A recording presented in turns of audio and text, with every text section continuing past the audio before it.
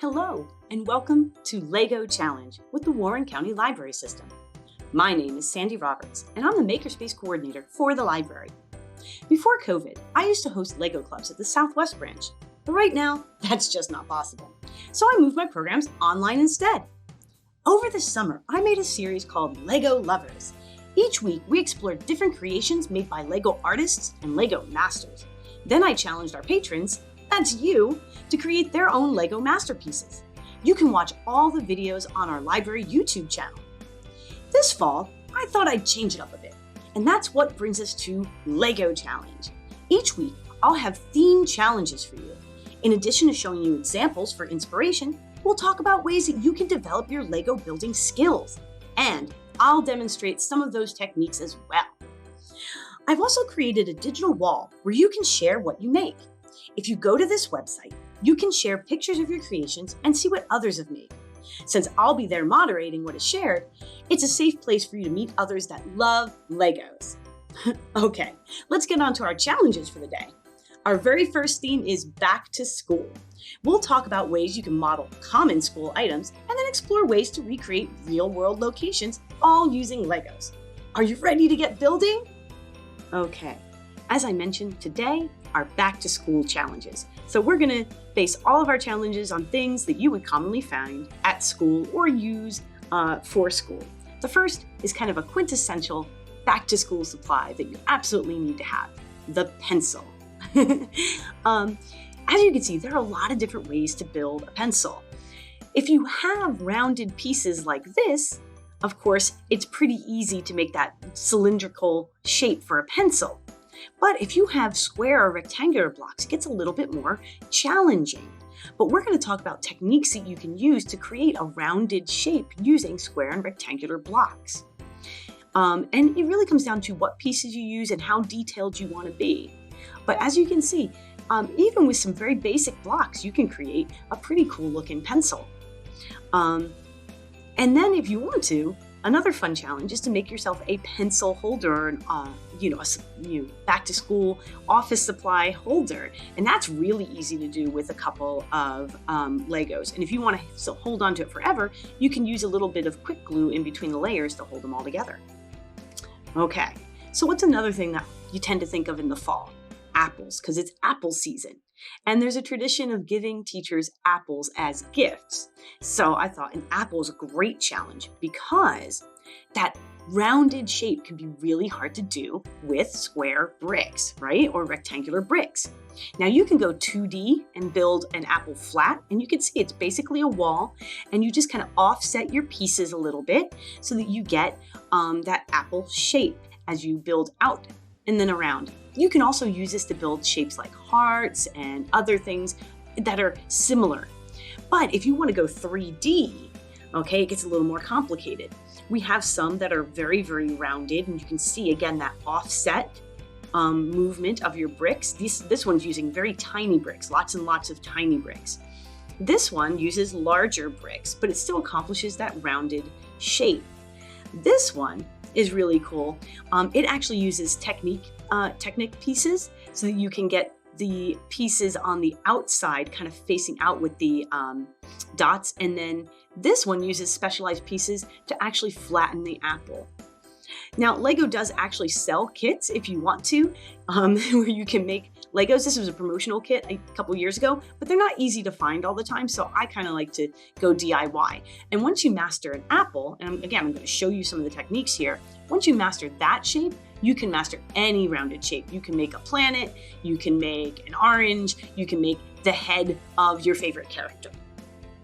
Now, as we're talking about all of this, what we're really talking about is making models, okay? And that's a really fun thing to do in Legos. And if you followed my series over the summer, then you know we talked a lot about making different models.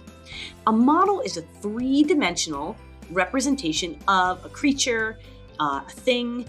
It can be an animal, it can be a plant, it can be a building, it could be just about anything you can imagine. But the idea is that you're trying to recreate that item. Models may be smaller than the original. Certainly the case when you're doing buildings, right? Because you might want to do a smaller version of the building. But sometimes your models are actually giant versions. Like if you want to make a model of a bumblebee, you might make that bumblebee much bigger than it would be in real life. But the point of all models is to let us explore all the details of an item. Engineers use them a lot because they want to test different ideas to see if they work, how well they come together. Scientists use models for instruction. You can't see a cell very clearly, but if you make a model of a cell, it's much easier to understand how things work. So models are really important, and they're used a lot in Lego art and creation. So why not end with a really stellar model? And try modeling your school. Down here you'll see this is one of the Lego Friends sets made by Lego. It's pretty expensive, but it's really nice. But you don't have to buy a kit. Up here you can see this is a Lego master who goes to different schools and helps them build Lego models of their schools. But you don't have to be a Lego master to do that. Here's one idea that I found on ideas.legos.com, which is where people share their ideas for Lego kits. And somebody actually recreated an entire high school, right down to the flowers in the beds and the flag posts, and even a couple of bicycles over here for kids to ride to school. And what's really neat is each level has individual classrooms, so you can see when you open up the doors, you walk in and here's the lobby.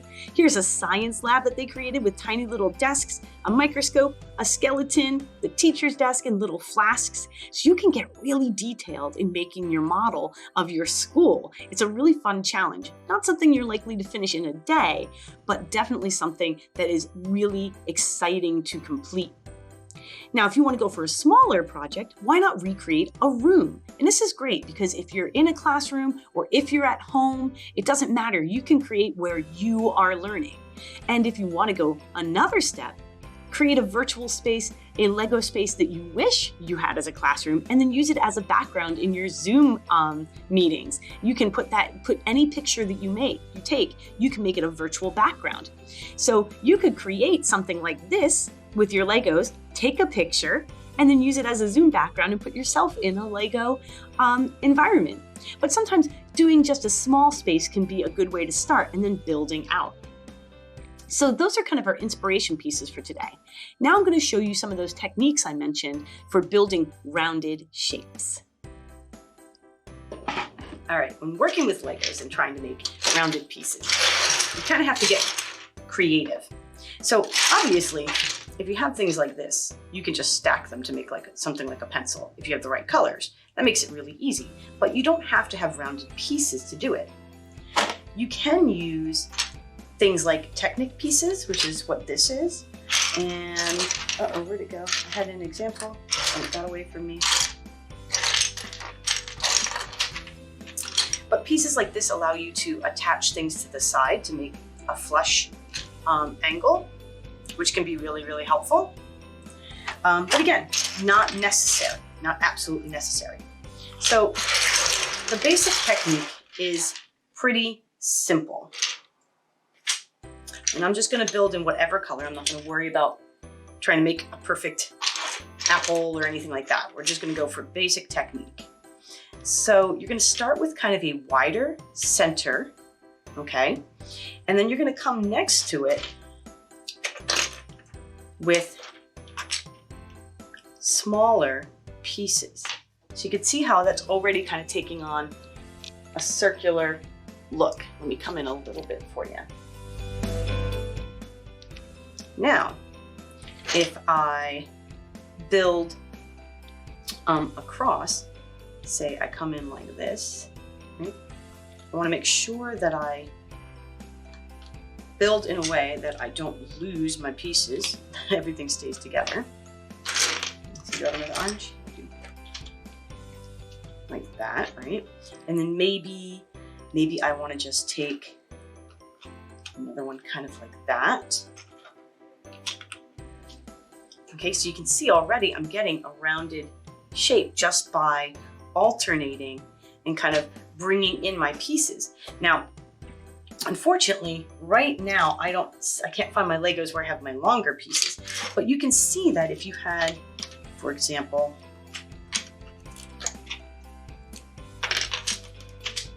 if you wanted to, we could use things like square pieces, right? Get a couple square pieces here to demonstrate. Here we go. Do I have a couple squares? So if I wanted to, I could go in again and sure, use my piece like that, but I could come in maybe with a square piece on the corner and give it another kind of rounded edge.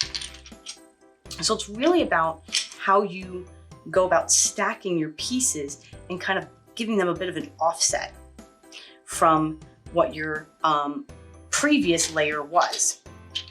So like, even if I wanted to, I could, if I want to kind of round these more, say I did something more like this, where I really went pretty close. It's going to give me a very rounded shape. And then I could come in. Do I have any more of those? I'll just use my gray one here, right? Oop. And then again, I could come in with my, here we go, okay. Just makes me feel better when I have the matching pieces. So you can see I'm kind of building this. I'm kind of getting an oval shape now, right? So you can see how even though I'm using rectangular pieces, just by changing the size of the piece and just kind of building them out so that each piece is just staggered slightly from the previous layer, you can create that rounded shape. And you can do the same thing as you stack up, as I showed you originally, is if you go across, so you have some really big ones here. I'm a little limited on my pieces today. My kids have run off with all the Legos. And then, you know, if you wanted to come in with some of these kind of pieces, or even better yet, with my squares, kind of come in with your squares. Okay, and then you can use your small little twos, right? And if you had some ones, you could put them in there and round this out again. So you just have to get kind of creative with staggering your pieces to offset them to create that rounding shape that you want. So you can see, again, we've got that rounded. Now, when you are building something like an apple, naturally it has a smaller shape on the bottom and it gets bigger and bigger as it goes out. So that you have to do a little bit differently. You're going to want to start with kind of smaller pieces. And here's what I'm going to do. I'm going to really exaggerate this. I'm going to take apart my other one because I need those squares. I need those 4.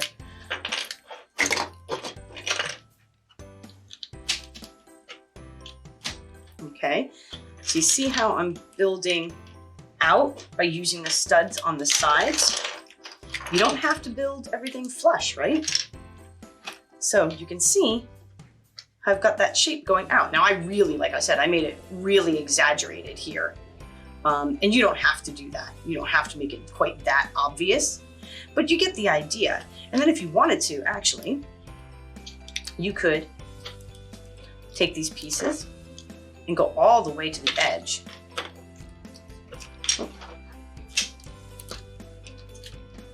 All the way to your edge, like this.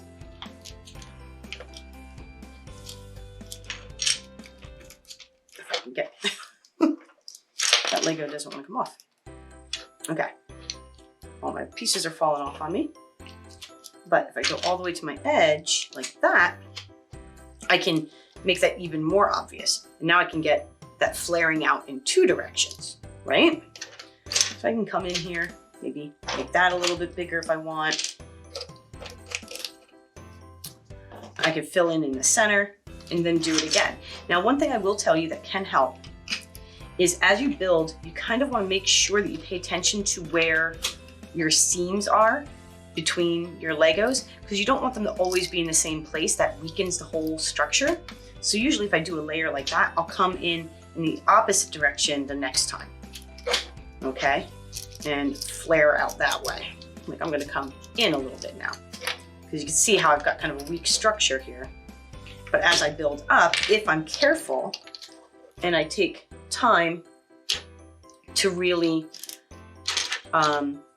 go in opposite directions as I build and make sure that my seams don't all line up at the same place, then I have a better chance of building a structure that will be nice and strong, and it won't fall apart.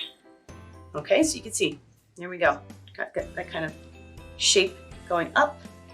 I've got it over here, and I can just keep on building up until I get more of a rounded shape. And that's how you create those kinds of structures. So that's a really simple technique today, but it's a powerful one. And of course you can do this with flat pieces as well. You know, if you want to do the same thing using flat pieces, you can also alternate those, and you can get really thin layers that way. You can kind of see there.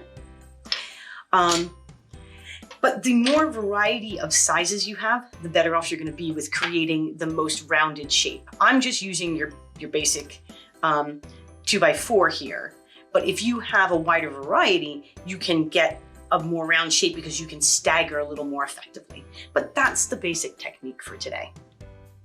Well, I hope that you have some ideas brewing. I can't wait to see what you build. Get creative and have fun. Maybe you can even make a video of yourself as you build. I'd love for you to share that. I'm also going to post in the comments lots of different resources that you can use to help you with building. I don't want to share all the secrets, but if you need a little bit of help and a little inspiration, check out those websites. And remember, we have our safe digital wall at padlet.com/WCL_makers/Lego Club. Be sure to share pictures and ideas on the wall so that we can build our community of Lego lovers. All right, I'll be back next week at 3 p.m. on Wednesday with more fun Lego challenges. Until then, my name is Sandy Roberts, and I work with the Warren County Library System. Stay safe, stay healthy, and keep building!